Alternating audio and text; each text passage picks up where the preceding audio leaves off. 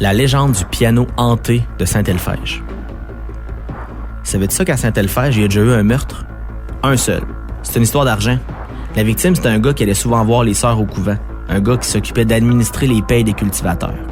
Mais il y a un fils de cultivateur qui était sûr qu'on le volait, puis il a décidé d'y régler son cas. Dans le village, tu sais bien que ça a fait beaucoup jaser, tu sais. À cette époque-là, il a commencé à avoir la rumeur, celle du revenant. Une couple de semaines après le meurtre, le couvent des Sœurs de l'Assomption brûlait. Il y en a qui disent que le soir du feu du couvent, ils ont vu une silhouette dans la fumée. Ils ont même entendu le piano qui jouait tout seul.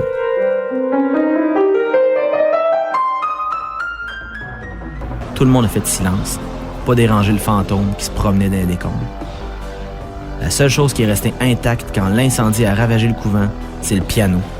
Quand tout a fini de brûler, il était comme neuf. L'instrument a été placé dans une petite école, dans le temps qu'il y avait une école au village, tu sais. Puis il y a du monde qui disait au village qu'il entendait parfois le piano jouer tout seul la nuit. Fait que tu comprendras que les élèves étaient pas très heureux de côtoyer le piano. Les gens du village n'osaient pas trop pianoter dessus, mais il y avait aucun prof de musique qui voulait s'en servir, qu'on voulait pas s'en débarrasser.